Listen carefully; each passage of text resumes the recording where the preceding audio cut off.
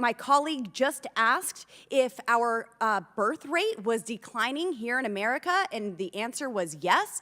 Well, of course it is.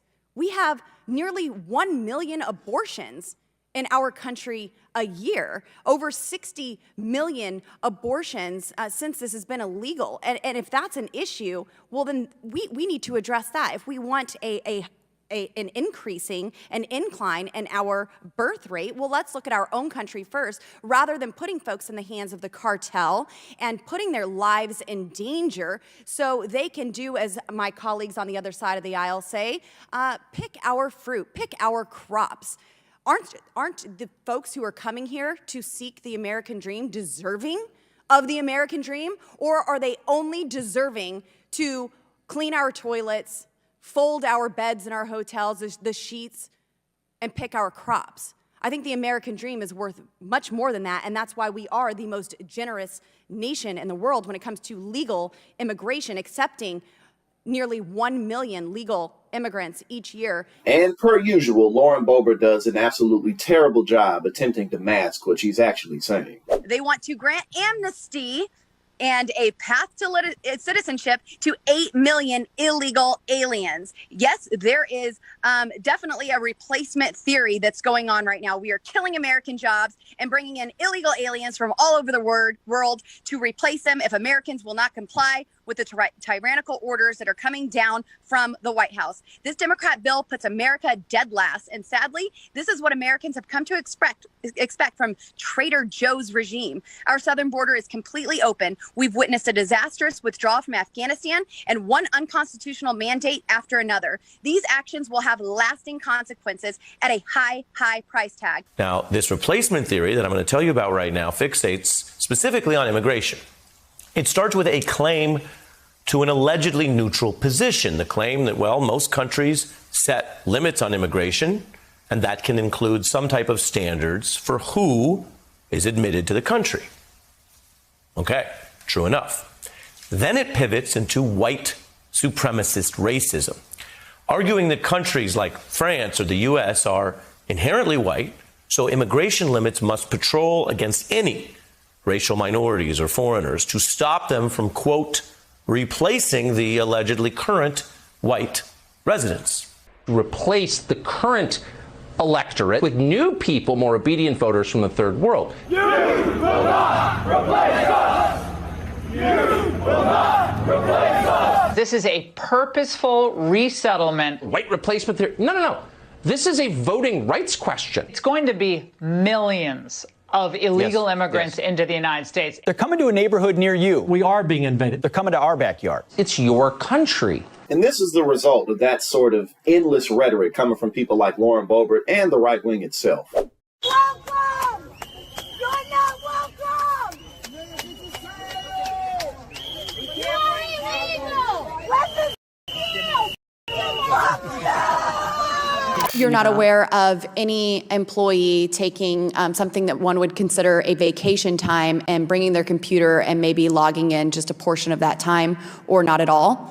We have more than 25% of federal employees not logging into work, and they're teleworking. Ever wonder why Lauren Boebert hasn't popped her head in during these big GOP hearings? This is why. Congresswoman, I do take issue with the characterization that 25% of individuals are not logging in. It's in this leaked document right here that we just submitted into the record. You're basing that from 2020, which was in the last administration, and I can't speak to that. I don't really think Boebert knows what she's doing, and she's proven that time and time again. Come to Colorado, and you can see that we have an invasion at our southern border. It is everywhere right now. That's the most recent example, but trust me, there's plenty more where that came from. ETF, alcohol, tobacco, and firearms.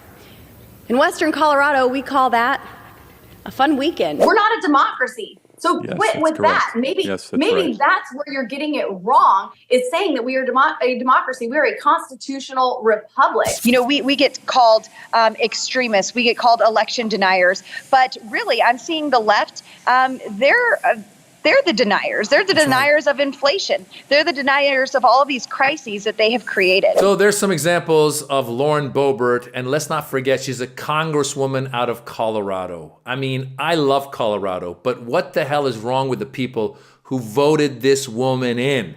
She's an embarrassment to Republicans, to MAGA, to the country, to everything. And the only good news is that she is such an embarrassment that even her own district has basically shown that she won't win in the next election. So she moved districts. She's trying to go to a more conservative district, hoping that her mumbo jumbo will work there. She's not leading there. So there's hope that she won't be in the next Congress and she'll go back to flipping burgers. No offense to anybody who flips burgers, but I think she used to have a restaurant, like a gun restaurant or something crazy. But these are the people that are getting voted in. They have zero knowledge of anything. I mean, you saw in that first clip, she was trying to take on the federal employee by saying, well, federal employees, 25% of them are not actually working. They're not logging in. And then the lady goes, actually, that was during COVID before. And that was the previous administration. So do your homework, dum-dum. And by the way, Lauren Boebert is just one of them. You've got your Marjorie Taylor Greene. You've got your Paul Gosar. You've got your Jim Jordans.